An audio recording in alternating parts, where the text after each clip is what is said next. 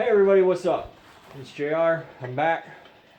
Today I'm going to work on my turbo manifold, my long manifold, on my 6-liter swap again for everybody that's following along. Let me show you guys what I got. First thing I got here, I got this 180 degree thick wall U-bend. That's stainless. I'm going to link to that. I linked to it in the previous video. I'm going to link to it again so you guys can find it. But what I'm going to do is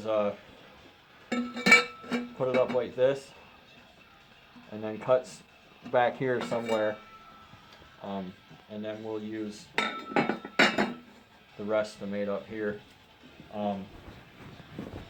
Another pretty key component that I got was this 45, or I'm sorry, it's a 90 degree weld L. This is a schedule 40. So that'll sit on the end of the manifold like this, and then I may use a short section of pipe on top of here.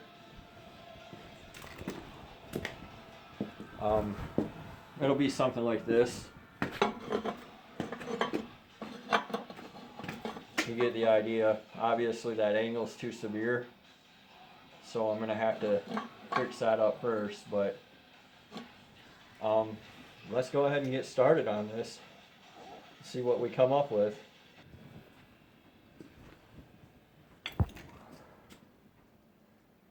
So you can see here, I'm gonna have to fit that up pretty good, but if I cut it right about here so that's at a bit of an angle, then I'll be able to get around that spark plug hole, and this will all work out pretty nicely, just like that.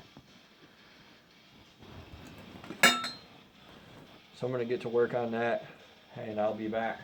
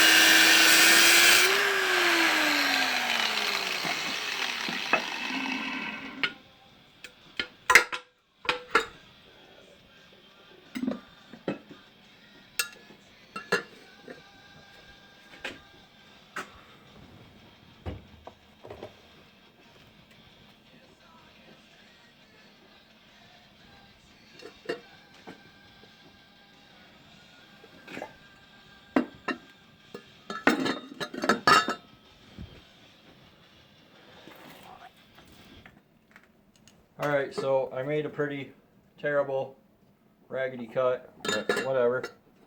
Now I just need to get in here and get this clocked how I want. Hopefully you can see what I'm doing there. I want to bring it out from the head a bit, but it's still important that I get around, sorry about that, it's important that I get around that spark plug hole there. So I think I'm going to cut the bottom off right here and set it down on there and see how that looks.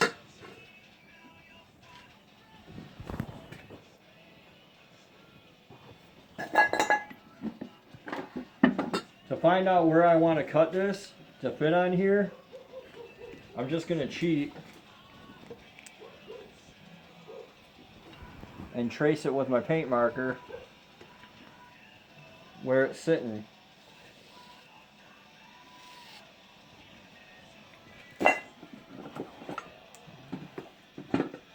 Because the fact is, I can always come back and cut more off or grind more off. Well, I can put it back on too, but it's a lot easier to just take more off. So I'm going to trim it right there, more or less.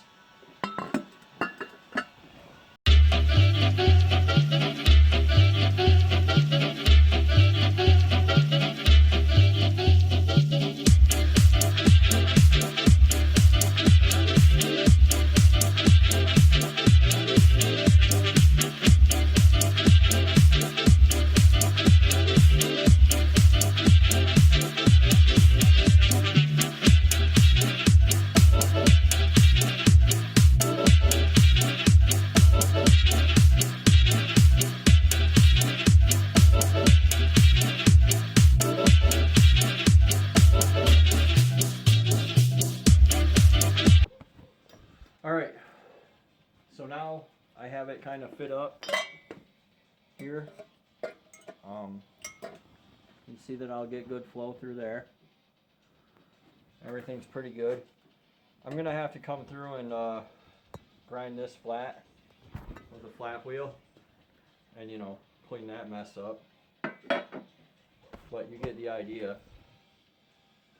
This takes time, and I'm not going to video like every minute of me grinding this flat and straightening that out. And you'll wind up with gaps, right? Like, it doesn't have to be perfect. See, I'm going to have a gap right there. But it's cool because I have a welder and it feeds wire out, and it'll feed wire into that and fill it right up. No big deal. This right here is a bit more of a concern because I'm not really sure how I want to deal with that, because I wanted this to be like this, and I might deal with it just like that. Actually, now that I think about it, I might just tack that on there like that and take a piece of this sheet metal, well, not sheet metal, a piece of this stainless that's left over and fill that gap with it. I don't have the right wire to weld stainless and keep it nice. So I'm just gonna tack it today. I don't want to do anything final till I get it in the truck anyway, but I'm gonna wheel my welder over here and I think I'll tack this together how I kind of feel like I want it. And then you guys won't see part 3 or 4 for months, because this isn't going in the truck until like April or May, but it'll more or less be how I want it, and I'll be able to get my flange. I'll probably put a little straight piece on this, or maybe I'll just weld my flange right to it, I don't know. We'll see. But I'm not going to mess with that for quite a while yet. I don't want to do it till it's in the truck, and I'd recommend everybody else, you know, don't do your final welding and fitting till it's in the truck. But I'm going to tack this all together now, and I'll be right back.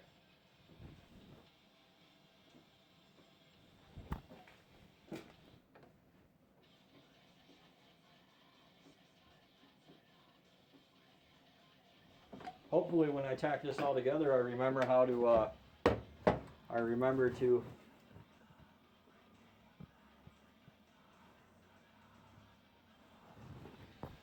hopefully when I tack this all together, I remember to put my helmet back on a weld setting instead of a grind setting. But I probably won't. Alright, here's the real MVP of the whole thing. It's GM and their engineers with the cast steel manifolds. Like I told you, you can weld directly to these. So there's no need for any kits or flanges or hot side.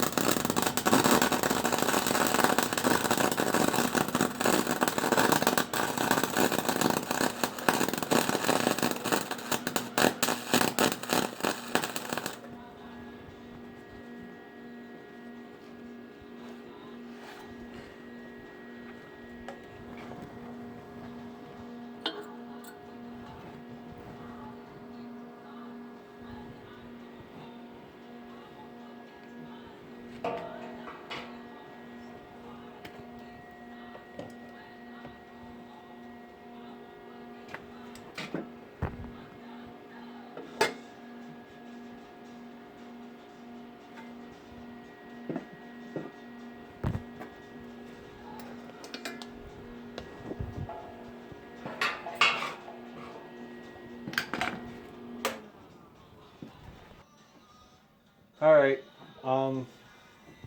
this is going to be pretty short because I'm not really sure what way I want to do this. I can bring the turbo way up here, or I could almost trim this out and use it right where it's at. The problem is I'd have to drop it down. Either way, I'm going to have to patch a hole right here. This is clearly, this is schedule 40 and this is schedule 10. I think that this will hold up a turbo just fine, but I don't know. This will definitely hold up a turbo. So yeah, that's left me in a little bit of a sticky wicket. I mean, all I gotta do is get some metal and patch this up. It's not that big a deal, but I'm not gonna do it today. It's kind of late. I goofed around waiting for my wife too long, so. But you can see, or I've got a couple tacks here. I've got one over here. I've got a few in here, so this will allow me to continue on, at least fitting things up and seeing if they fit, what fits and what hits, and what's going to be a problem and what's not going to be a problem, and so on and so forth. It'll allow me to build my wire harness around it, allow me to figure out if I need to relocate my coils or not.